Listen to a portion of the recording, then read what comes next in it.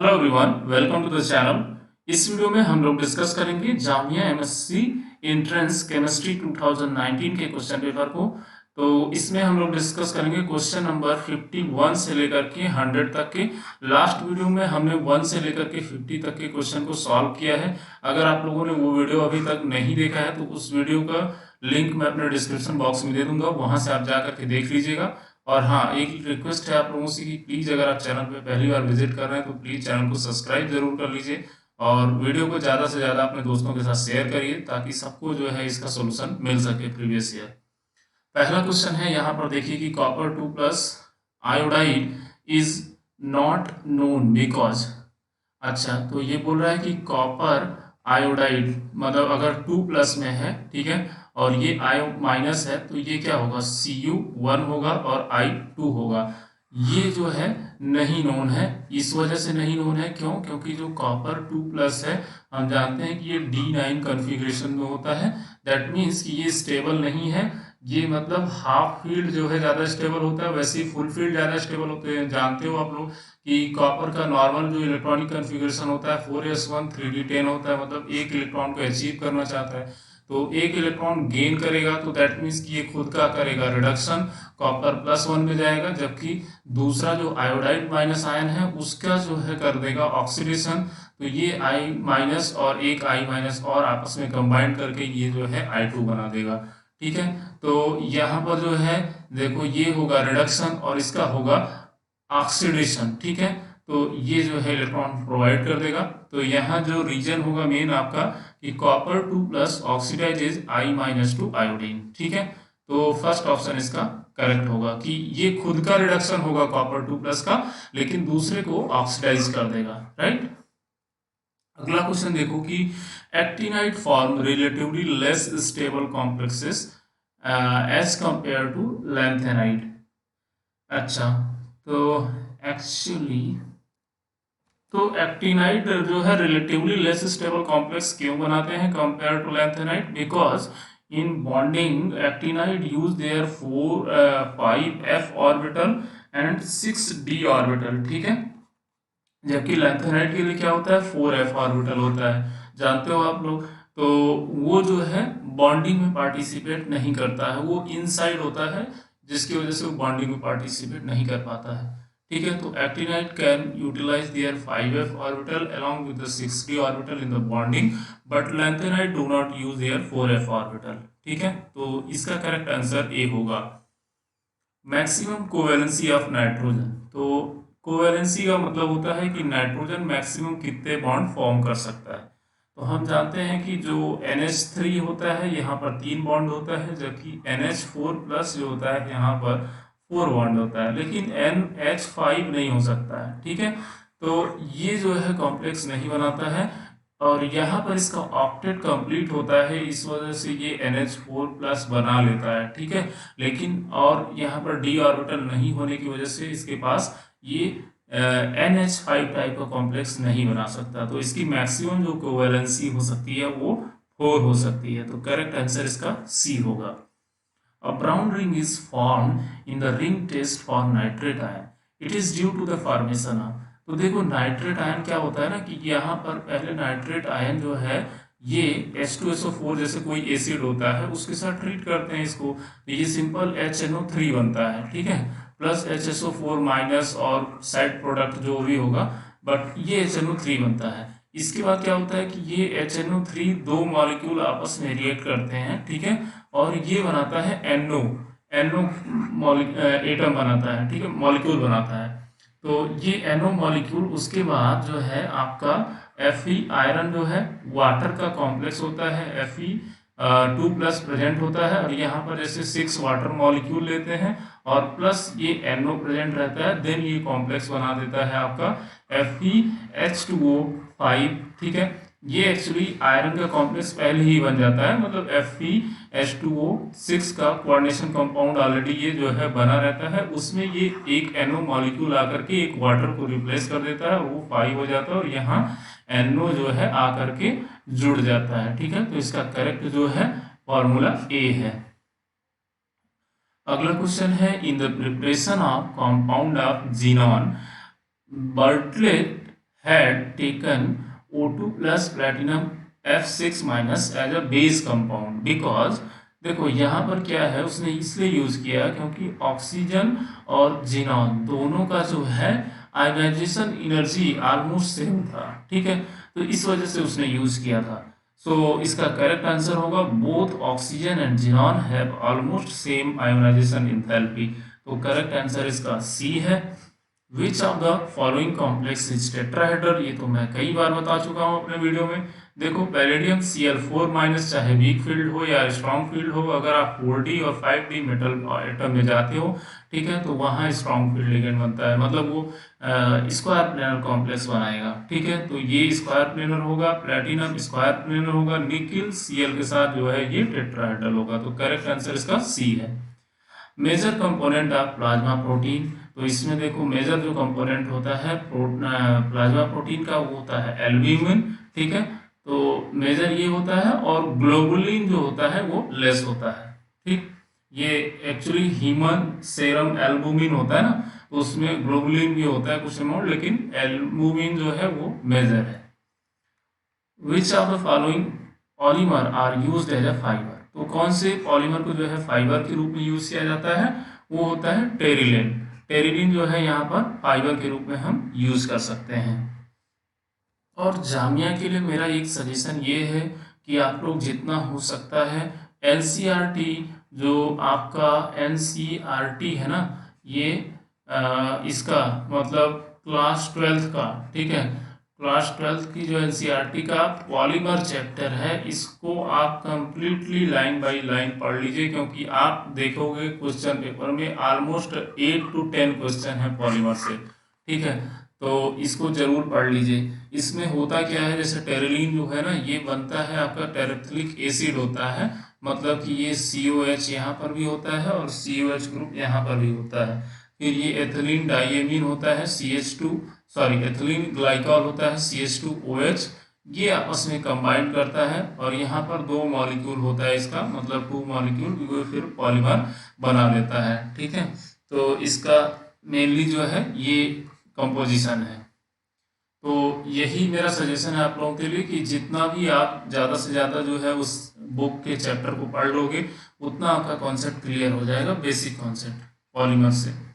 Which of the following oxide behave as a conductor and insulator depending upon the temperature, तो ये हम सब जानते हैं कि कौन से जो है कंडक्टर की तरह बिहेव कर सकते हैं और इंसुलेटर, तो ये है हमारा सेमी कंडक्टर सिलिकॉन ऑक्साइड, ठीक है, SiO2, ये जो है लो टेम्परेचर पे इंसुलेटर होता है, लेकिन जैसे टेम्परेचर बढ़ाते हैं इलेक्ट्रॉन कंडक्शन बैंड में पहुंचता है और ये कंडक्टर बन जाता है। तो 59 का आपका बी आंसर करेक्ट है। Which of the following monomer for biodegradable polymer, तो देखो जब भी आपको पूछे बायोडिग्रेडेबल पॉलीमर ना, तो उसमें जो है आपका केवल CH और O होने चाहिए, ठीक है, यही कंपाउंड में और भी अगर कोई एटम प्रेजेंट है तो जनरली बायोडिग्रेडेबल नहीं हो सकता है। तो आप देखो यहाँ जैसे ग्लाइसिन है, ठीक है, और यहाँ पर इथाइलिन ग्लाइकॉल है CH2OH, हाँ, और यहाँ थैलिक एसिड है। तो मैं इन जनरल बोल रहा हूँ इसको, ये 100% ट्रू नहीं है, लेकिन ये मैं जस्ट आपको मतलब ट्रिक बता रहा हूँ कि इस टाइप से आप ढूंढ सकते हो। तो मेनली ये नहीं देखना है, आपको देखना है कि हाइड्रोक्सी जो है कंपाउंड देखना है एसिड का, तो 3 हाइड्रोक्सी ब्यूटेनोइक एसिड और 3 हाइड्रोक्सी पेंटेनोइक एसिड, ये जो कॉम्बिनेशन होगा ये फॉर्म करेगा जो है आपका बायोडिग्रेडेबल पॉलीमर, ठीक है। तो इसको आप एनसीईआरटी से एक बार पढ़ लेना, वहाँ पर बहुत अच्छे से ये आपको बायोडिग्रेडेबल पॉलीमर के बारे में दिया है। इन शॉर्ट आपको वही देखना है कि जहाँ पर OH और COH ग्रुप ऐसा हो जहाँ से वाटर इजीली निकल जाए, और वो मतलब ऐसा हो कि कंपाउंड डिकम्पोज हो जाए इजीली।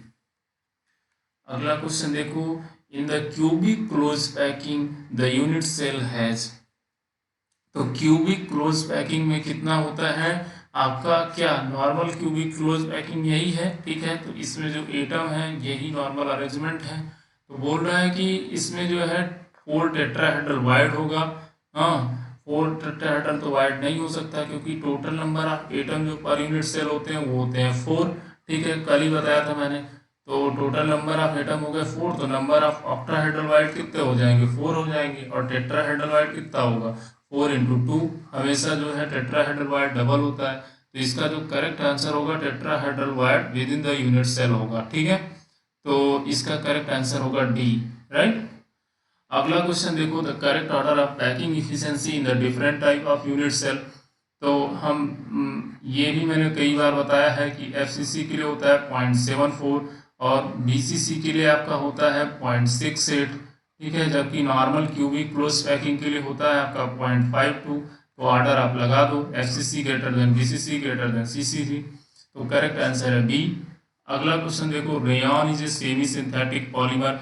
देखो फिर से क्वेश्चन है पॉलीमर से, and is taken as a better choice than the cotton fabric because. तो ये कॉटन फैब्रिक से बेटर चॉइस क्यों होता है कि रेयॉन जो बनता है ना, ये मेनली आपका सेलुलोज से बनता है। हाँ, सेल्यूलोज से बनता है। तो इसमें होता क्या है कि आपका सेलुलोज का जो है रिएक्ट कराते हैं, एसिटाइलेशन कराते हैं। मतलब जैसे कोई भी ऐसा कंपाउंड ले लेंगे CH3CO, मान लो जैसे एसिटिक हाइड्राइड ले लिया मैंने, एसिटाइलेशन कराते हैं। मतलब सेलुलोज में जहाँ जहाँ OH होगा वहाँ पर CO CH3 ग्रुप बन जाएगा। ठीक है, तो ये एक्चुअली होता है mechanical and aesthetic properties of cellulose can be improved. इससे इम्प्रूव होता है एसिटाइलेशन से। ठीक है, तो ये सेलुलोज से रेयॉन बनते हैं। ठीक है, और सेमी सिंथेटिक पॉलीमर का मतलब क्या होता है, जैसे वल्कनाइज्ड रबड़ होता है ना, रबड़ नॉर्मल जो है नेचुरल रबड़ है, उसमें थोड़ा सा अमाउंट सल्फर डाल दो तो वल्कनाइज हो जाता है। तो सेमी सिंथेटिक का मतलब वही है कि वो हाफ पार्ट जो है उसका सिंथेटिक होगा और हाफ पार्ट नेचुरल हो जाएगा। ठीक है, तो उसको सेमी सिंथेटिक बोलते हैं। तो इसका करेक्ट आंसर जो है ए होगा, mechanical and aesthetic properties of cellulose can be improved by acetylation. अगला देखो, polyamide are best use as a fibre because of high tensile strength. Because, तो पॉलीएमाइड जो होते हैं ना, are best use as a fibre because strong intermolecular forces काम करता है। तो इसका जो करेक्ट आंसर है यही है कि जो पॉलीएमाइड होते हैं उनके बीच में स्ट्रॉन्ग इंटरमॉलिक्यूलर फोर्स काम करता है, hydrogen bonding with in the polyamide होता है। जैसे आपका CONH है, तो यहाँ पर देखो ये ग्रुप रहेगा, जैसे इसके साथ अब मान लो जैसे कोई यहाँ पर सीट अगर ज्वाइंट हो गई तो इसके साथ जो है हाइड्रोजन का इंटरमॉलिक्यूलर फोर्स आपका अट्रैक्शन होगा। मान लो अगर कोई यहाँ NH प्रेजेंट है इस टाइप से, ठीक है, तो ये चीज है, leads to close packing of chain and increase the crystalline character. बिल्कुल सही है, hence provide the high tensile strength of the polymer. तो जितना ज्यादा बॉन्डिंग होगा, जितना ज्यादा वो मतलब भाई आपस में जो है बॉन्ड बनाएगा, उतना ज्यादा क्या होगा, वो स्ट्रेंथ हो जाएगा। ठीक, तो करेक्ट आंसर ए है। Which of the following feature are not shown by the quartz glass. Quartz glass का मतलब होता है कि ये जो है, जो हमारे जो क्वार्ट्ज के ग्लास होते हैं ना, ये क्रिस्टलाइन तो नहीं होते हैं, एमार्फस नेचर के होते हैं। हाँ, और एमार्फस होने की वजह से, तो देखो यहाँ क्या क्या ऑप्शन दिया उसके अकॉर्डिंग करते हैं। So this is a crystalline solid, ये गलत ऑप्शन है। ठीक है, एमार्फस होता है quartz glass. Refractive index is same in all direction. तो एमार्फस होने का मतलब क्या है कि ये लिक्विड टाइप का होगा, तो इसका कहीं भी किसी भी डायरेक्शन में जाएंगे तो रिफ्रैक्टिव इंडेक्स ऑलमोस्ट सेम मिलेगा। बिल्कुल सही है। ठीक है, this is also called the super cooled liquid. तो ये भी सही है कि इसको सुपर कूल्ड लिक्विड भी बोलते हैं। ठीक है, तो ये सुपर कूल्ड लिक्विड भी बोलते हैं इसको। तो इसका करेक्ट जो पूछा है कि which of the following are not shown, not shown, तो ये पहला ऑप्शन होगा। The total number of atom present in a simple cubic unit cell on because simple cubic unit cell has atom at its corner, each of which is shared between the 8 adjacent unit cell. ठीक है, simple cubic has an atom at its corner, each of which is shared between the 4 adjacent। नहीं, तो correct answer क्या होता है कि जैसे एक हमारा सिंपल क्यूबिक यूनिट सेल है, तो इसमें मेरा एक एटम जो है, मान लो मैं ये बना दे रहा हूँ, तो कोई भी एटम मैं मान लो इसको ले रहा हूँ, तो इसमें कितने 8 क्यूबिक यूनिट सेल होगा। ठीक है, तो एक तो यहाँ पर होगा, ऊपर होगा, ठीक है, 4 ऊपर होंगे 4 नीचे होंगे, तो टोटल 8 होगा। तो करेक्ट आंसर 8 है, क्योंकि हम लोग निकालते हैं ना number of atoms at corner, तो क्या होता है, टोटल 8 कॉर्नर्स होते हैं और एक का कंट्रीब्यूशन 1/8 होता है, तो ये यहाँ से 1 आता है। 67 the correct order of different type of energy. तो यहाँ देखो ये किसी पर्टिकुलर मॉलिक्यूल के लिए नहीं बोल रहा है, तो हम कोई भी कंसीडर कर सकते हैं, ठीक है। तो चाहे मोनोएटॉमिक हो या डायएटॉमिक हो, तो देखो इलेक्ट्रॉनिक एनर्जी हमेशा क्या होती है, वाइब्रेशनल एनर्जी से ज़्यादा होती है। जैसे आप मान लो जो है इलेक्ट्रॉनिक स्टेट में कोई जा रहा हो ना, एक इलेक्ट्रॉनिक स्टेट से मान लो दूसरे इलेक्ट्रॉनिक स्टेट में जा रहा हो, तो आपको नंबर ऑफ वाइब्रेशनल स्टेट मिलेंगे उसके बीच में, मतलब कई वाइब्रेशनल स्टेट होंगे। और एक वाइब्रेशन से दूसरे वाइब्रेशन में जा रहा हो तो कई रोटेशनल लेवल मिलेंगे वहाँ पर, ठीक है। तो आपका सबसे ज़्यादा एनर्जी होगा ई इलेक्ट्रॉनिक, ठीक है, फिर ई वाइब्रेशन का होगा, ठीक है। उसके बाद आता है आपका ई रोटेशन, ठीक है। लेकिन इसको आने से पहले यहाँ आपको ट्रांसलेशनल भी देखना होगा। तो जैसे अगर आप मोनोएटॉमिक गैस ले रहे हो तो उसके लिए जो ट्रांसलेशनल एनर्जी होती है वो 3/2 kT होती है, जबकि नॉर्मल अगर आप रोटेशन देखोगे उसका तो दो ही टाइप का रोटेशन पास हो रहा है, तो उसकी जो एनर्जी होगी वो सिर्फ kT होगी, ठीक है। तो हमेशा जो है रोटेशनल एनर्जी कम होता है ट्रांसलेशनल से, ठीक। तो आप देखो यहाँ पर मेनली जो है आपका करेक्ट आंसर क्या हो सकता है, देखो ई इलेक्ट्रॉनिक ज़्यादा है, ई वाइब्रेशन ज़्यादा है, इसके बाद ई रोटेशन ज़्यादा दे दिया ई ट्रांसलेशनल से, जो कि ये गलत है। तो ई ट्रांसलेशनल ई रोटेशनल से ज़्यादा होगा, तो करेक्ट आंसर इसका सी होगा। Criteria for the electronic spin resonance. तो इलेक्ट्रॉनिक स्पिन रेजोनेंस का क्राइटेरिया क्या होता है कि किसी भी एटम के पास अनपेयर्ड इलेक्ट्रॉन प्रेजेंट होने चाहिए, ठीक है। तो पीरियोडिक चेंज इन पोलराइजेबिलिटी ये नहीं है, spin quantum number of nuclei greater than 0, presence of an unpaired electron in a molecule. तो करेक्ट आंसर है इसका सी। Which of the following has to be computed to determine transmittance and absorbance at various frequency। तो ये क्या करते हैं, हम ratio निकालते हैं जो सैंपल होता है अपॉन में जो हमारा रेफरेंस स्पेक्ट्रा होता है उससे, ठीक है। तो ये रेशियो हमको बताता है हाँ कि इसको हम डिटरमिन, जैसे हमें ट्रांसमिटेंस और एब्जॉर्बेंस को अगर हमको कंप्यूटेट करना है, मतलब उसको निकाल कर एनालिसिस करना है, ठीक है, डिफरेंट डिफरेंट फ्रिक्वेंसी पे, तो हम ये लेंगे सैंपल का रेशियो और रेफरेंस का रेशियो। अगला देखो ऑर्गेनिक के क्वेश्चन स्टार्ट हो गए आपके। तो ये 70 का आपका क्वेश्चन आ गया। तो मेजर प्रोडक्ट पूछा है, आप फॉलोइंग रिएक्शन सीक्वेंस क्या होगा इसमें। तो पहले तो आप रिएजेंट देख करके ही रिएक्शन को पहचान गए होंगे कि ये क्या है। यहाँ देखो यहाँ पर कार्बोनिल ग्रुप है, इसके जस्ट बगल वाले कार्बन पे एक हाइड्रोजन फ्री है और यहाँ SCHO है और NaOH दिया है, तो यहाँ एल्डोल हो सकता है। ये OH माइनस आएगा, इस प्रोटॉन को लेगा, यहाँ निगेटिव चार्ज बनेगा, ठीक है। और यहाँ ये डबल बॉन्ड के थ्रू स्टेबलाइज होगा, ये निगेटिव जाएगा, फिर से ये वापस आएगा, फिर से ये डबल बॉन्ड आएगा और इसके कार्बोनिल पे अटैक कर देगा। तो एक तरीके से आप देखो तो ये आपका प्रोडक्ट बनेगा, राइट। ये देखो C डबल बॉन्ड O और ये आपका जो है कार्बन हो गया, ठीक है। और इसी से ही आपका जुड़ेगा अगला C और यहाँ O माइनस होगा, राइट, जैसे ही इस पे अटैक करेगा और यहाँ H और H ऑलरेडी प्रेजेंट रहेगा, राइट। फिर से ये क्या होगा कि यहाँ जो है ये H प्लस ले लेगा, ठीक है। तो यहाँ पे ये OH हो जाएगा, ठीक है, H प्लस लेकर के। अब ये देखो इसके बाद फिर से क्या होगा, फिर से जो है SCHO एक्सेस में है, तो C डबल बॉन्ड OH यहाँ पर है, OH माइनस मेरे पास फिर से अवेलेबल है, तो यहाँ पर अब कैनिजारो टाइप का रिएक्शन होगा, तो ये O माइनस हो जाएगा, HCO माइनस और यहाँ हो गया OH और यहाँ हो गया H, फिर से ये डबल बॉन्ड बनाएगा और ये H माइनस रिलीज करेगा और ये H माइनस आके यहाँ अटैक करेगा और ये O माइनस हो जाएगा। तो ये जो आपका कंपाउंड बनेगा इस टाइप से बनेगा, देखो डबल बॉन्ड C, यहाँ होगा O माइनस और यहाँ आएगा आपका 2 ये ग्रुप आ जाएगा और इस पे मैं इसको रेड से दिखा देता हूँ C, ठीक है, यहाँ पर H2 है और यहाँ OH है, राइट।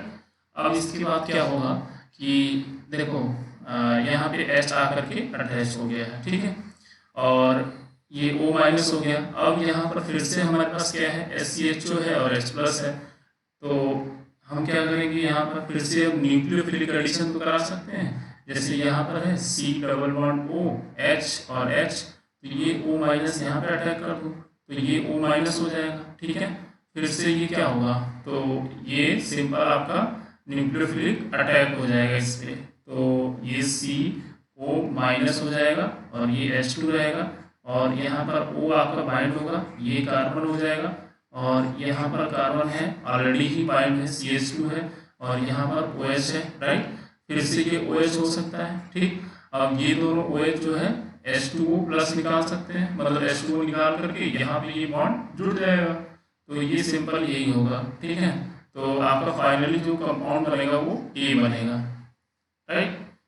अब इसके बाद अगला देखो, which of the following compound is known as oil of bitter almond. तो ऑयल ऑफ ब्यूटर एलिमेंट बोलते हैं बेंजोल्डिहाइड को, तो करेक्ट आंसर C है।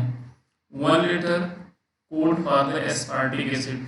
देखो हर एसिड के लिए अलग अलग कोड होता है, 1 लीटर कोड होता है। जैसे एस्पार्टिक को ASP लिखते हैं, तो इसको कोड देते हैं D, ठीक है। ये लैटिन वर्ड से दिया गया है, ये स्टार्टिंग का ही दिया गया, तो ये जिनको याद होगा वही लोग इस सब के मतलब इस टाइप के क्वेश्चन को अटेम्प्ट करना, अदरवाइज ये गलत होगा। IUPAC name of the succinic anhydride. तो मेनली जो है आपका सक्सिनिक एनहाइड्राइड का जो IUPAC नेम होगा ये होता है ब्यूटेन डाइओइक एनहाइड्राइड, ठीक है। तो इसका स्ट्रक्चर क्या होता है सक्सिनिक एसिड का, CH2 और इसके बाद होता है COH, और यहाँ पर भी होता है COH, फिर ये OH और यहाँ से H लेकर के H2O निकलता है, और ये आपका सिंपल क्या बनता है, सक्सिनिक एनहाइड्राइड बनता है, ठीक है। तो इसका नाम जो है हम in general butane dioic anhydride भी देते हैं, ठीक है, मतलब IUPAC नेम में। विच of the following is not a condensation polymer. देखो पॉलीमर से बहुत क्वेश्चन आ रहे हैं, ग्लिप्टल, नायलॉन, 6 डेक्रॉन, ये तीनों ही क्या है कि कंडेंसेशन पॉलीमराइजेशन है, ठीक है। तो यहाँ पर PTFE, ठीक है, ये आपका है CF2, ठीक है, डबल बॉन्ड CF2, यही होता है ना, इसको बोलते हैं यार पॉलीइथाइलिन टेट्राफ्लोरोइथाइन, ठीक है। तो सिंपल होता है कि ये C लगा दोगे इधर, और इधर भी C लगा करके ये N कर दो, और यहाँ F2 और F2 लगा दो, तो यही होता है। तो ये जो है आपका कंडेंसेशन पॉलीमराइजेशन नहीं है, तो D ऑप्शन इसका करेक्ट होगा। बाकी इन सबके स्ट्रक्चर आप देख करके इनको प्रैक्टिस करो। नायलॉन 6 एडिपिक एसिड और हेक्सामिथिलीन डाइएमीन होता है। ग्लिप्टल आपका जो है ये थैलिक मतलब आप एक बार जो है इसको देख लीजिएगा, ठीक है। तो ये सारे स्ट्रक्चर आप देख लीजिएगा। Relation between the ethyl benzene carboxylate and phenyl propionate, तो ये जो है क्या है, तो इथाइल बेंजीन कार्बोक्सिलेट, तो C2H5, ठीक है, और O इथाइल कार्बोक्सिलेट हो गया ना, तो C डबल बॉन्ड O, और ये हो गया आपका फिनाइल, तो इथाइल हो गया, फिर बेंजीन कार्बोक्सिलेट ये हो गया, और फिनाइल PH कर दो, और प्रोप्यूनेट तो O, और ये हो गया CO, और ये हो गया आपका CH3। तो ये जो है देखो जब क्या होता है कि ग्रुप का एक्सचेंज हो जाए, जैसे ये ग्रुप यहीं पे है, इसका यहाँ पे एक्सचेंज हो गया, और ये आपका प्रोप्यूनेट पूछा था ना, CH3 CH2 ही होगा, तो यहाँ पर ये ग्रुप यहाँ आ गया, तो एक तरीके से इसको बोलते हैं मेटामेरिज्म, ठीक है, मेटामर होता है। तो ये करेक्ट आंसर आपका A है, जब ग्रुप का एक्सचेंज हो जाता है। Which of the following is the correct name for the following compound. तो इसके लिए देखो नेम कैसे लिखते हैं, पहले इसको जो है सब्स्टिट्यूएंट मानते हैं, तो साइक्लोहेक्साइल बेंजीन बोलते हैं इसको, तो करेक्ट आंसर इसका A है। अगला देखो 77, यहाँ पर आपका फिनॉल है, फिनॉल के साथ जिंक पाउडर और डिस्टिलेशन दिया है, तो OH जो है ये जितने भी OH है इनका क्या होता है, जिंक पाउडर के साथ रिमूवल हो जाता है। OH जब भी रहेगा, फिनॉल रहेगा, जिंक डाल दो, OH रिमूव की बेंजीन बन जाएगा, तो करेक्ट आंसर इसका A होगा, ठीक है। इसके बाद देखो OH है, मिथाइल है, यहाँ Br2 के साथ रिएक्शन है, CH2 जो कि मतलब नॉन पोलर सॉल्वेंट है, तो इसमें क्या होता है कि इसका आर्थो पैरा प्रोडक्ट बनता है। अगर केवल फिनॉल रहता तो देखो पैरा पोजीशन क्या है, ब्लॉक है, तो सिर्फ एक ही ऑप्शन है कि जहाँ पे ये बन सकता है, क्योंकि Br2 क्या होगा, इलेक्ट्रोफाइल जनरेट करेगा Br+, तो यहाँ पर केवल 2 ही सेंटर है जहाँ पर इलेक्ट्रॉन डेंसिटी ज़्यादा है, या तो ऑर्थो पे है या पैरा पे है। पैरा पे एक मतलब ऑलरेडी एक ग्रुप प्रेजेंट है तो ऑर्थो पे ही आएगा। तो इसका करेक्ट आंसर आपका ए होगा, राइट। अगला देखो क्वेश्चन, यहाँ पर जो है ये सिंपल OH है और H प्लस और हीट दिया है। तो पहले ये H प्लस लेकर के OH2 प्लस बनेगा और फिर वो रिमूव हो जाएगा, हीट है तो यहाँ बनेगा कार्बोकैटायन। अब इसी कार्बोकैटायन की स्टेबिलिटी देखना है आपको, ठीक, ये कहाँ स्टेबल है। तो देखो यहाँ पे जो कार्बोकैटायन है ये आपका 2 डिग्री है। तो अगर मैं एक मिथाइल ग्रुप को यहाँ माइग्रेट कर दूँ तो ये कार्बोकैटायन यहाँ आ जाएगा, यहाँ पे ये हो जाएगा 3 डिग्री, तो यहाँ ये ज़्यादा स्टेबल है। तो ये यहाँ पर माइग्रेशन हो जाता है इसका, ठीक है। और ये मिथाइल ग्रुप यहाँ आता है और ये पॉजिटिव चार्ज यहाँ पे आता है। इसके बाद क्या होगा कि यहाँ से एक हाइड्रोजन है, ये जो है यहाँ डबल बॉन्ड बनाएगा और ये पॉजिटिव चार्ज न्यूट्रलाइज हो जाएगा। तो आपका करेक्ट आंसर जो होगा इसका वो ए होगा, राइट। तो मोर सब्स्टिट्यूटेड प्रोडक्ट बनेगा, ठीक। तो ये स्टेबल होगा ए। उसके बाद देखो ये है फिनॉल है, ये आपका विनाइल फिनॉल है, मतलब एराइल फिनॉल है। तो यहाँ पर डबल बॉन्ड O है, इसके जस्ट बगल वाले कार्बन पे OH है। तो यहाँ पर आपका जो दिया गया है ये एल्युमिनियम आइसोप्रोपाक्साइड है। तो इसका जो फंक्शन है ये एक तरीके से मेरविन पॉन्डर-वेरले रिडक्शन है। अगर OH है तो उसका कीटोन में कन्वर्जन हो जाएगा, और अगर कीटोन रहता है तो वो OH में कन्वर्ट हो जाता है। तो यहाँ पे आपका ये सिर्फ कीटोन में कन्वर्ट हो जाएगा, पहला ऑप्शन करेक्ट होगा। डबल बॉन्ड पे कोई इफेक्ट नहीं पड़ेगा, ठीक है, वो ऐसा रहेगा। अगला question, the term inverted sugar refer to an equimolar mixture. तो जो इन्वर्टेड शुगर होता है उसको सुक्रोज को बोलते हैं, ठीक है। तो सुक्रोज जो है आपका 2 पार्ट में ब्रेक करता है, अल्फा डी ग्लूकोज और बीटा डी फ्रुक्टोज, ठीक है। तो ये होता है अल्फा डी ग्लूकोज या बीटा डी फ्रुक्टोज होता है। तो ये दोनों चीजें होती हैं। तो यहाँ पर देखो ग्लूकोज और गैलेक्टोज दिया है, ये ऑप्शन गलत है। राइबोज दिया है, गलत है। ग्लूकोज और फ्रुक्टोज, ये ऑप्शन सी सही होगा इसका, ठीक है। Bakelite is obtain from the phenol by the reaction. तो बैक्लाइट क्या होता है, जनरली देखो ये होता है फिनॉल, ठीक है। और ये जो फिर से क्वेश्चन पॉलीमर से है, ठीक है, SUH ये होता है। तो अब ये यहाँ पर निगेटिव चार्ज यहाँ पे अटैक करके इसको O माइनस करता है। दैट मीन्स कि ये अटैक होकर के फाइनली ये इस टाइप से बनता है, यहाँ OH, यहाँ CH2OH आता है ग्रुप, राइट। और ये फिर दूसरे मॉलिक्यूल के साथ कंबाइन करेगा COH2, ठीक है। यहाँ पर भी फिनॉल होगा इस टाइप से, और ये जो है फाइनली आपके पॉलीमर बनाते हैं। तो ये आर्थो, पैरा और यहाँ पर भी आता है। तो इस टाइप से ये तीनों जुड़ता जाता है, ठीक है। तो यहाँ पर भी नीचे जुड़ेगा, तो ये मेनली फॉर्मेल्डिहाइड होता है। Reagent for the following conversion. तो देखो पहला जो है यहाँ पर ये एथिलीन डाइब्रोमो है, ठीक है। तो कंपाउंड यहाँ पे क्या है, यहाँ पर प्रोटॉन है, यहाँ पे प्रोटॉन है। तो एल्कोहलिक KOH लोगे तो H प्लस मान लो यहाँ कर लिया और इसको निकाल करके ये Br रिमूव कर दिया, तो आपका डबल बॉन्ड और सिंपल Br बन गया, ठीक है। इसके बाद क्या होगा, इसके बाद हमको चाहिए मतलब एक ऐसा ग्रुप जो कि इसको रिमूव कर सके। तो स्ट्रॉन्ग बेस फिर से चाहिए हमको। तो सोडियम एमाइड लेते हैं, NH2 माइनस यहाँ आता है, इस प्रोटॉन को ऑब्स्ट्रैक्ट करता है, यहाँ डबल बॉन्ड बनाता है, ट्रिपल बॉन्ड बनाता है, ये Br निकल जाता है। तो करेक्ट आंसर बी है इसका, ठीक है। अगला क्वेश्चन देखो, which of the following compound will decarboxylate with the difficulty. तो डिकार्बोक्सिलेशन के बाद क्या बनता है आपका निगेटिव चार्ज, ठीक है। जैसे मान लो CO2e निकला तो यहाँ बनेगा निगेटिव चार्ज। अब देख लो कि कहाँ पे निगेटिव चार्ज सबसे ज्यादा अनस्टेबल है, ठीक है। तो यहाँ पर तो देख रहे हो आप रेजोनेंस के थ्रू स्टेबलाइज होगा, यहाँ पर भी स्टेबलाइज होगा, यहाँ पर भी स्टेबलाइज होगा। अच्छा ये यहाँ पर भी स्टेबलाइज हो सकता है, लेकिन यहाँ पर जब ये बॉन्ड बनेगा तो आपका 2 4 बॉन्ड बन रहा है, लेकिन ये ब्रिज हेड निगेटिव चार्ज होगा जो कि उतना स्टेबल नहीं होगा। तो मेरे ख्याल से डिफिकल्टी इसमें ही होगी, डी की, ठीक है। Which of the following compound on hydrolysis give propyne. तो ये इंपॉर्टेंट है।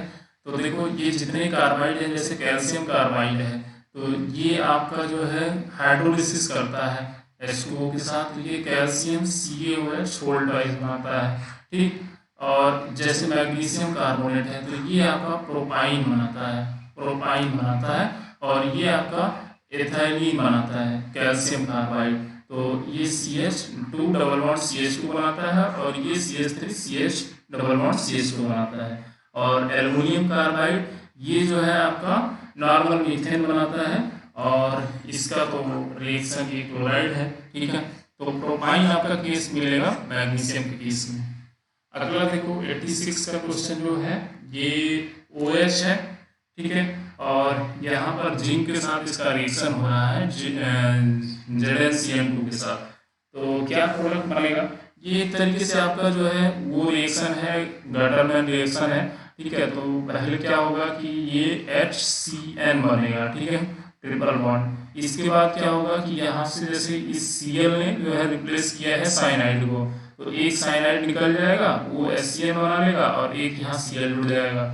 फिर वो Cl क्या करेगा कि यहाँ पर अटैक करेगा, ठीक है। Cl अटैक करके ये निगेटिव चार्ज यहाँ कर देगा और यहाँ पर H जुड़ जाएगा, ठीक। तो यहाँ पर एक लोन पेयर है इसके पास, ये H एक और जोड़ सकता है और यहाँ पॉजिटिव चार्ज आ जाएगा। तो उसके बाद ये यहाँ से निगेटिव चार्ज इसका यहाँ पर अटैक करेगा, ये Cl रिमूव हो जाएगा और ये सिस्टम आपके पास जस्ट ऐसे ही रहेगा, ठीक। तो यहाँ पर देखो एक तरीके से मैं आपको बता देता हूँ, OH यहाँ रहेगा और ये CH रहेगा यहाँ पर डबल बॉन्ड N और यहाँ पर आपके पास 2 H2 रहेंगे और ये प्लस चार्ज रहेगा। उसके बाद क्या होगा कि ये यहाँ न्यूट्रलाइज करेगा इसको, ठीक। फिर ये इसके बाद नाइट्रोजन जैसे ही न्यूट्रलाइज होगा फिर से ये एक H के साथ बाइंड करेगा और NH3 बनेगा और ये रिमूव हो जाएगा, यहाँ पर H2O का अटैक होगा, ठीक है। तो ये OH यहाँ पर एक अटैक करेगा और फाइनली जो आपका कंपाउंड बनेगा वो CHO बनेगा, ठीक है, CHO बनेगा, राइट। तो ये OH होगा और ये आपका COH और ये डबल बॉन्ड बनाएगा और अमोनिया रिमूव हो जाएगा। तो मेनली आपका जो है ये एल्डिहाइड बनेगा प्रोडक्ट यहाँ पर, ठीक है। तो ए ऑप्शन हो सकता है। और देखो यहाँ पर इसके बाद फिर हीट भी दिया है, तो एक पॉसिबिलिटी ये हो सकती है कि एल्डिहाइड बनने के बाद यहाँ वाटर मॉलिक्यूल अगर एक्सेस में है तो फिर से ये इस पे अटैक कर सकता है, ठीक है। जैसे ही एल्डिहाइड बना तो एल्डिहाइड बनने के बाद मान लो एक OH मॉलिक्यूल फिर से इस पे अटैक कर दिया, ये O माइनस हो जाएगा, फिर से ये H प्लस ले लेगा, OH बन जाएगा। अब हीट करेंगे तो क्या होगा कि सिंपल आपका जो है मतलब एसिड बनाना है तो ये डबल बॉन्ड बनाएगा और ये आपका OH ग्रुप जो है यहाँ से मान लो C डबल बॉन्ड O और H रहेगा ना, तो OH एज सच प्रेजेंट रहेगा। और तो यहाँ पे एक पॉसिबिलिटी ये है कि ये हाइड्रोजन रिमूव हो सकता है और ये डबल बॉन्ड बन सकता है, ठीक है। तो ये मान के चलो कि इसकी पॉसिबिलिटी कम है, मुझे जहां तक लग रहा है आपका फर्स्ट ऑप्शन ही बनेगा। अगर ये मतलब चांस है इसके 5% बनने का, ठीक है, लेकिन ये जो है 90% है चांस, तो ये ऑप्शन इसका करेक्ट होगा। अगला क्वेश्चन देखो कि ये है आपका NaOH के साथ और ये प्रोडक्ट बना रहा है। तो यहाँ पे क्या होगा कि सबसे पहले आपको मैकेनिज्म बनाना होगा। देखो OH माइनस को अटैक कराने से पहले इसको एक इनॉल फॉर्म में कन्वर्ट कर लो, तो ये आपका देखो कीटो फॉर्म में रहेगा, अगर दोनों तो अटैक नहीं हो सकता है। तो मान लो मैंने इसको कीटो में रखा है और ये मेरा होगा इनॉल फॉर्म, एक जो है कार्बन को छोड़ करके यहाँ पर मेरा हो गया ये OH, राइट। अब ये क्या होगा कि यहाँ मैं डबल बॉन्ड बनाऊंगा और ये कार्बन जो है यहाँ अटैक करके इसको 5 मेंबर्ड कर देगा। तो ये इस टाइप से देखो अटैक होगा यहाँ पर और ये हो जाएगा O माइनस, राइट। और ये आपका डबल बॉन्ड ऑक्सीजन हो जाएगा और यहाँ पॉजिटिव चार्ज आएगा जो कि H न्यूट्रलाइज कर देगा, तो H निकल जाएगा और ये आपका ग्रुप इस तरीके से जुड़ जाएगा और फिर ये H प्लस आकर के यहाँ पे जुड़ जाएगा, तो ये हो जाएगा OH और ये ग्रुप होगा। इसके बाद अब आपका जो है OH माइनस आएगा बेस कहाँ अटैक करेगा, देखो बेस कार्बोनिल ग्रुप पे ही अटैक करेगा, यहाँ पे अटैक करेगा। तो ये निगेटिव चार्ज कहाँ जाएगा, निगेटिव चार्ज आपका इधर जाएगा, ठीक है। तो मेनली जो है आपका जो कॉम्प्लेक्स बना वो एक तरीके से देखो तो OH यहाँ बनेगा, यहाँ पे आपका क्या हो जाएगा C डबल बॉन्ड O और OH, तो करेक्ट आंसर आपका डी होगा इसका। अगला क्वेश्चन देखो कि ये है hydroxyl amine, double bond O है, साइक्लोहेक्सोन और ये NH2OH है, तो इसको बोलते हैं हाइड्रोक्सिल एमीन। तो सिंपल यहाँ H2O का रिमूवल हो जाता है और ये बनता है आपका ऑक्साइन, ठीक। तो ये आपका डबल बॉन्ड N और OH बनेगा। इसके बाद H2SO4 है और हीट है, तो ये बैकमैन रीअरेंजमेंट है। तो यहाँ H प्लस जैसे ही लोगे तो ये क्या होगा, OH2 प्लस बनेगा, ये रिमूव होगा, नाइट्रोजन पे आएगा पॉजिटिव चार्ज, दोनों चीजें सिमेट्रिकल हैं। तो OH का यहाँ पर हमें कन्फिग्रेशन नहीं पता है, तो किसी भी साइड को जो है आप माइग्रेट करा दो और वहां पर चला जाएगा पॉजिटिव चार्ज। ठीक है, तो एक तरीके से देखा जाए तो ये होगा 7 मेंबर रिंग हो जाएगी। तो 1 2 3 4 5 6 और एक कार्बन इसमें और बढ़ाना पड़ेगा आपको, तो मान लो मैं यहाँ पे बढ़ा दे रहा हूँ। ठीक, तो यहाँ पर मेरा आ गया ये C डबल बॉन्ड है, राइट। तो इसको मैं रेड से दिखा देता हूँ। यहाँ पर मेरा है कार्बन जो कि पॉजिटिवली चार्ज है और इसके साथ ये डबल बॉन्ड है और ये है मेरा नाइट्रोजन यहाँ पर, राइट। तो यहाँ पर इसके बाद फिर से क्या होगा कि अब ये डबल बॉन्ड है तो यहाँ पर OH माइनस मान लो जो है अटैक कर सकता है। ठीक, तो ये OH अटैक करेगा तो ये न्यूट्रलाइज हो जाएगा, फिर ये डबल बॉन्ड बनाएगा, ये NH हो जाएगा। तो आपका जो करेक्ट आंसर बनेगा वो D बनेगा, राइट। 1 2 3 4 5 6 7 मेंबर बन रहा है ना, हाँ, तो यही बनेगा। उसके बाद 89 देखो, 89 में क्या प्रोडक्ट होगा, तो ये तो आप देख रहे हो कि ओजोनोलिसिस हो रहा है, जिंक के प्रेजेंस में वाटर है। तो सबसे पहले यहाँ पे क्या होगा, CHO बन जाएगा यहाँ ब्रेक करके, और यहाँ पर भी क्या होगा C double bond OH, CHO बन गया। इसके बाद क्या होगा कि OH है तो KOH कहाँ पे अटैक करेगा, यहाँ पर कहीं पे अटैक करेगा। ठीक, तो कार्बोनिल ग्रुप पे ही अटैक करेगा। तो मान लो मेरा जो है C डबल बॉन्ड OH ये है और इससे सिस्टम ये आपका जुड़ा हुआ है पूरा, और यहाँ पर ये कार्बोनिल ग्रुप हो गया और ये O और यहाँ H है। तो मान लो मेरा OH जो है अटैक कर रहा है यहाँ पर, OH माइनस आया यहाँ अटैक किया, ये हुआ निगेटिव चार्ज, राइट। तो यहाँ पे बन जाएगा OH, ठीक, और ये हो गया O निगेटिव चार्ज। इसके बाद तो यहाँ पे अगर आप अटैक करा रहे हो यहाँ पे डायरेक्ट OH को ना, तो ये आपको जो प्रोडक्ट मिलेगा ये यहाँ पर जो आपका प्रोडक्ट है 5 मेंबर्ड रिंग बनाया है, तो कोई भी आपसे मैच नहीं करेगा। तो यहाँ पर OH का डायरेक्ट अटैक नहीं होगा। यहाँ पे पहले आप इसको 1 मिनट मैं आपको बता रहा हूँ, देखो क्या करना है। यहाँ H बना है, ठीक, अब इसको आप कीटो फॉर्म है, इसको इनॉल में कर लेता हूँ मैं। तो यह क्या होगा, यहाँ पे डबल बॉन्ड हो जाएगा और ये सिंगल बॉन्ड होगा, ये O माइनस हो जाएगा, राइट। फिर ये O माइनस क्या होगा, डबल बॉन्ड बनाएगा और ये 5 मेंबर्ड रिंग हो जाएगा, यहाँ पे अटैक हो जाएगा। ठीक, ये सिस्टम आपका पूरा यहाँ जुड़ा हुआ है, तो ये अटैक कर देगा। तो देखो 1 2 3 4 5, ठीक है। तो अब ये जो बनेगा बेंजीन रिंग बन गया। इसके बाद जस्ट आपका देखो 1 2 3 4 5, ठीक है। तो 1 2 3 4 5 यहाँ पे आपका क्या लगा है, O माइनस आ जाएगा, राइट, यहीं पे आएगा ना। तो मान लो मेरा जैसे यहाँ पर है 1 तो यहाँ पर है 2, तो ये एक्चुअली यहाँ पर आ करके यहाँ पे आएगा ना। तो इसको आप रिमूव करो यहाँ से और यहाँ पे लगाओ इसको। ये देखो ये मूव किया ना, यहाँ पे O माइनस होगा और यहाँ पे आएगा ग्रुप आपका जो है ये कार्बन है ना, 1 हो गया ये, और ये हो गया 2, ये हो गया 3, ये हो गया 4, ये हो गया 5। तो अब 1 पोजीशन पे है आपका, 1 पोजीशन से एक कार्बन लगा हुआ है, ठीक है। इसके जस्ट O और H है और यहाँ पर है O माइनस, तो ये हो जाएगा H, ठीक है, H प्लस ले लेगा सिस्टम में। अब इसके बाद क्या होगा कि यहाँ पर भी H है, ठीक है, और यहाँ हीट दिया है और बेस भी है। तो बेस क्या करेगा कि यहाँ से OH माइनस आएगा और इस H प्लस को लेगा और यहाँ पर ये डबल बॉन्ड बनाएगा और ये OH रिमूव हो जाएगा। तो आपका जो कॉम्प्लेक्स बनेगा वो फर्स्ट बन जाएगा, ठीक है। तो आपका इसका फर्स्ट ऑप्शन करेक्ट होगा। उसके बाद देखो antiseptic action of Dettol is due to, तो जो एंटीसेप्टिक एक्शन होता है डेटॉल का, उसमें जो कंपाउंड प्रेजेंट होता है क्लोरोजाइलिनॉल, उसकी वजह से होता है, ठीक है, क्लोरोजाइलिनॉल की वजह से होता है।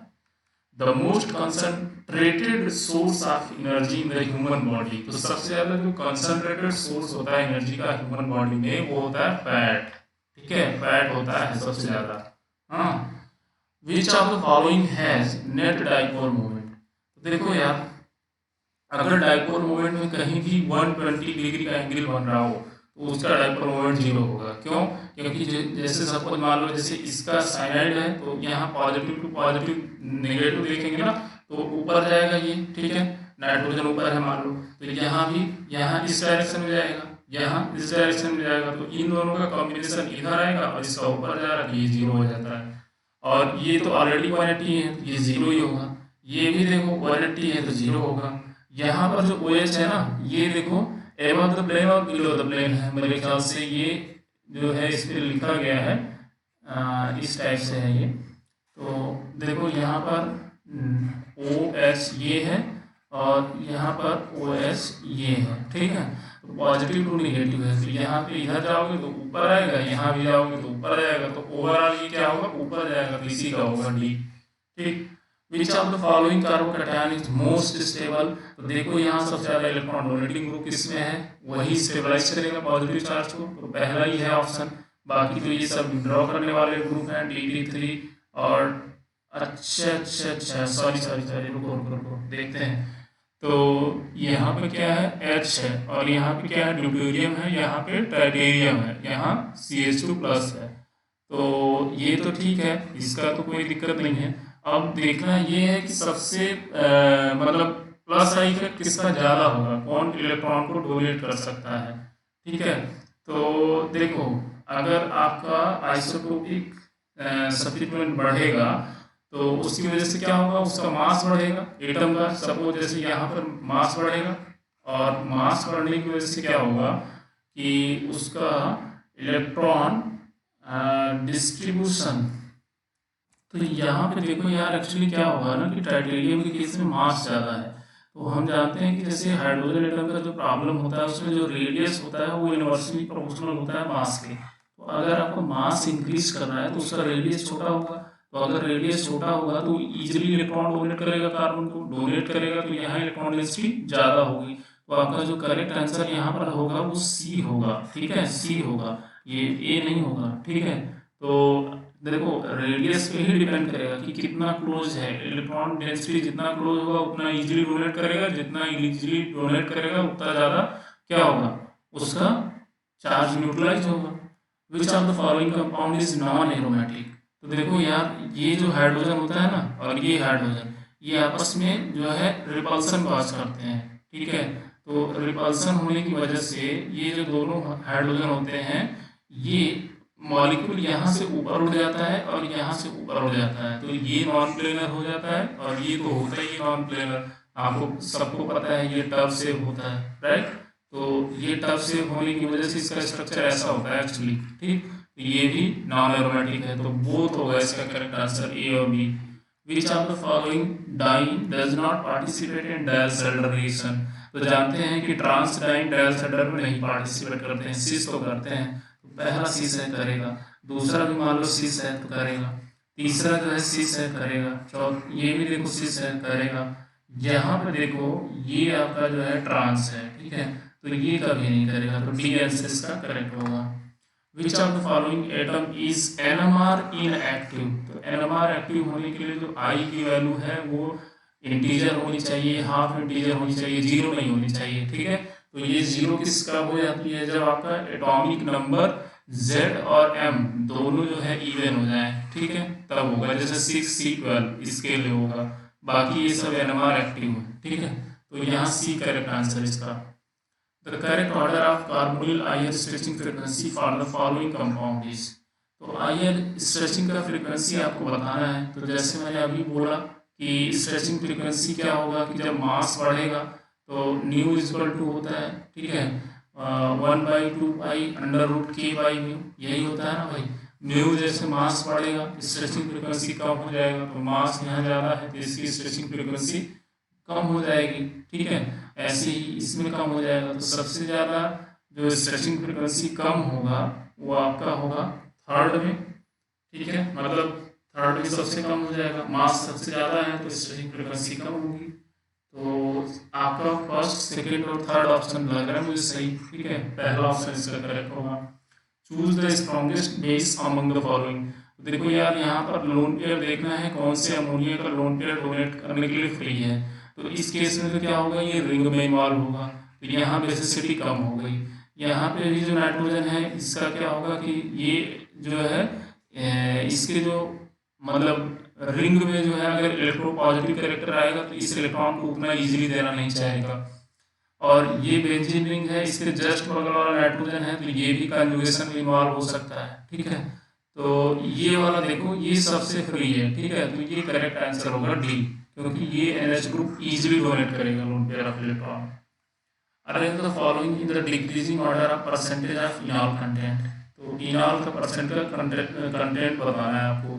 तो देखो जो पहला कंपाउंड है, यहाँ पर अगर आप इनॉल बनाओगे तो पहले केस में इनॉल बना, यहाँ डबल बॉन्ड बना, और इसको कॉन्जुगेशन के थ्रू ये स्टेबलाइज कर रहा है, तो सबसे ज़्यादा तो आपका फर्स्ट होगा परसेंटेज इनॉल का। ठीक है, इन सब में देख लो आप, यहाँ पर भी दो इनॉल ग्रुप बन सकते हैं, एक यहाँ पे बन सकता है इनॉल ग्रुप, एक यहाँ बन सकता है, यहाँ पर एक ही बनेगा, यहाँ पर भी एक बन सकता है, लेकिन दो एटम स्टेबलाइज कर रहा है।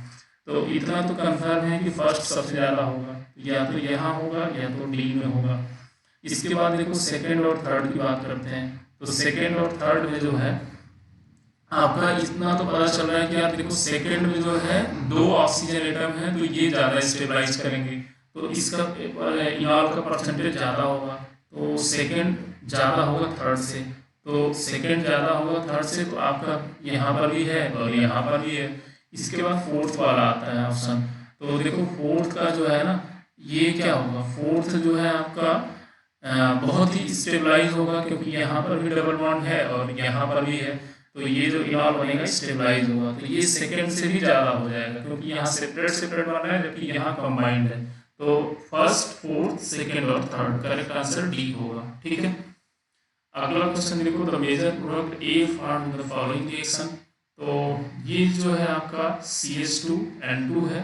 तो सबसे पहले क्या होगा कि मेनली ये CH2 निगेटिव ग्रुप आएगा, यहाँ से क्या होगा कि H+ निकालेगा। ठीक है, और ये CH3 में कन्वर्ट होगा और यहाँ पर आएगा आपका। तो देखो यहाँ पे जो है पहला स्टेप आपको समझ में आ गया कि ये जो CH2 है ना, CH2 माइनस होता है और इसके साथ जो N जुड़ा है ये प्लस चार्ज होता है और यहाँ ट्रिपल बॉन्ड होता है। ये जैसे ही H+ निकालेगा ये बना लेगा CH3। ठीक है, अब ये निगेटिव चार्ज यहाँ डिलोकलाइज होगा, राइट, तो ये आपका बनेगा इस तरीके से डबल बॉन्ड। ठीक है, अब देखो ये बना आपका O-, ये बना डबल बॉन्ड और यहाँ पर आपका जो है डबल बॉन्ड बन गया और ये आपका ग्रुप बना CH3N+ चार्ज है और ये ट्रिपल बॉन्ड है। अब क्या होगा कि ये डबल बॉन्ड फिर से यहाँ बनेगा और ये कार्बन ग्रुप आएगा, इस पे अटैक करेगा और इसको रिमूव कर देगा N2 को। तो ये आपका जो बनेगा मॉलिक्यूल डबल बॉन्ड O। ठीक है, और यहाँ पर आएगा मिथाइल ग्रुप और यहाँ पर आएगा कार्बोनिल। इसके बाद फिर से क्या होगा कि मिथाइल मैग्नीशियम क्लोराइड दिया हुआ है, तो इसका फंक्शन है कि ये Me- जनरेट करेगा और MgCl होगा, तो निगेटिव कहाँ पे अटैक करेगा, कहीं पे भी करा तो दोनों तरफ सिमेट्रिकल है। मान लो मैं इधर करा रहा हूँ तो ये O- होगा, तो आपका जो बनेगा देखो डबल बॉन्ड OCH3 और यहाँ पर होगा O- और यहाँ पर होगा Me, तो ये आपका OH बन जाएगा, MgCl रहेगा और ये OH बन जाएगा, राइट। इसके बाद जो है आपका वाटर है। ठीक है, तो वाटर का मतलब यहाँ पर जो है जैसे ये H+ देगा, ठीक है, मतलब वाटर है तो यहाँ पर OH बन जाएगा ना, मतलब H+ दे देगा तो OH बन गया। इसके बाद क्या होगा कि यहाँ पर जैसे प्रोटॉन है, ठीक है, और यहाँ पर नॉर्मल आपका हो सकता है पॉसिबिलिटी कि ये जो है H+ यहाँ पर अपने इलेक्ट्रॉन को रिमूव करे, ठीक है, और ये OH- निकल जाए। तो यहाँ पर मतलब सिंपल आपका जो है वाटर मॉलिक्यूल भी इसको ले सकता है प्रोटॉन को, तो यहाँ से आपका निकल करके ये जो है प्रोडक्ट बनाएगा। ठीक, तो देखो यहाँ पर भी ये प्रोडक्ट स्टेबल है और ये बिल्कुल करेक्ट है। ठीक है, लेकिन मैं इसको आगे क्यों प्रोसीड कर रहा हूँ मैं ये आपको बताना चाहता हूँ, क्योंकि यहाँ पर देखो प्रोडक्ट अगर आप मैच करोगे तो यहाँ पर मैच नहीं कर रहा है। ठीक है, इस स्टेप पे आके रुका नहीं है रिएक्शन, आपने यहाँ तक बिल्कुल सही किया है, कोई गलती नहीं की है, लेकिन इसके बाद अगर आप फाइनलाइज नहीं कर पा रहे हो रिएक्शन को कि आगे क्या प्रोडक्ट बन सकता है, तो आपका रिएक्शन गलत हो जाएगा। तो आपका देखो करेक्ट आंसर ए आ रहा है, ठीक है। तो ए आंसर आपका इसका करेक्ट है। तो ये आपका 2019 का कंप्लीट हो गया क्वेश्चन पेपर, ठीक है। मिलते हैं अगले वीडियो में। और एक आप लोगों से रिक्वेस्ट है कि प्लीज़ आप अगर चैनल पे पहली बार विजिट कर रहे हैं तो चैनल को सब्सक्राइब कर लीजिए। और अगर आप लोग जो है अपने दोस्तों के बीच में मेरे वीडियो को शेयर करेंगे तो उससे मुझे बहुत बेनिफिट होगा, मेरे और ज़्यादा मेरा कॉन्फिडेंस बिल्डअप होगा और मैं और अच्छे वीडियो आप लोगों के लिए लाने की कोशिश करूँगा। Thank you so much.